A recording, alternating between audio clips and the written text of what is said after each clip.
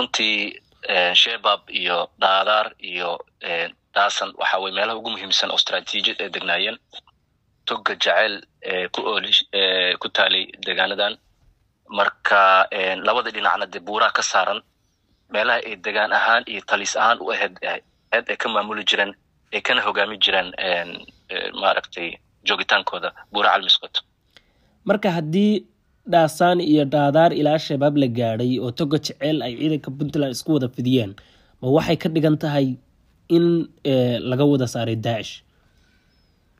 military ahaan waa laga guuleystay maadaama laga qabtay meelaha muhiimka ah aagagii muhiimka ah laakiin wali farxadkooda meelo kala yaacaya marka ciidamadina way raad joogan marka waxaan filayaa kolley officially markii uu madaxweynaha uu ku dhawaaqo in wajiga labaad uu soo gabagabay laakiin inta la socdo waxa way wajiga labaad meelahan uu ku egtaa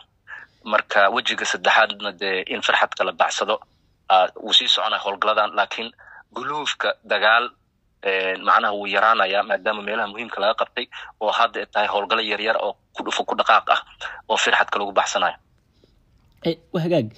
sida aan la soconay maalmihii u dambeeyay ciidanka Puntland lama kulmay wax iska caabina maxay taasi ka dhigan tahay ama la macno tahay tale runtii nimankan maalintiina ciidankiya maaragtay ku soo durkay oo dagaal culus la galay habeenkiina waxa la beegsanay duqeymo cirka ah oo saaxiibada caalamka oo Emiraadka iyo Mareykanka ugu horeeyaan ay maaragtay ka geysanayeen marka nimankan runtii weerar habeen iyo maalin ku socday waana way isbarbardhigi waayeen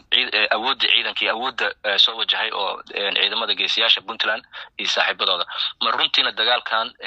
guusheeda waxa iska leh runtii dawladda iyo xukuumadda Puntland oo madaxweyne Saciid Cabdulaahi hogaaminayo iyo ciidankii geesiyaasha kala duwan Puntland iyo shacabka isgarabsaday oo go'aansaday inay iska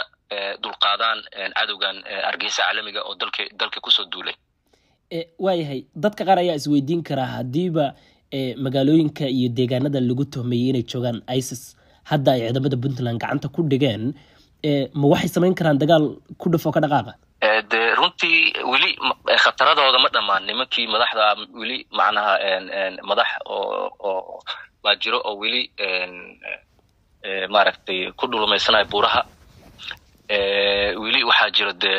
dad ajnabi ah iyo kuwa kale oo Soomaaliyeed wili ajnabi u badan yihiin oo maaragtay baxsad ah fiixidkaas marka in la raadiyo oo meelaha joogaana waa la ogyahay bartilmaameedna waa la hayaa howlgalkan uu sii soconayaa laakiin howlgalkii guluufka weynaa oo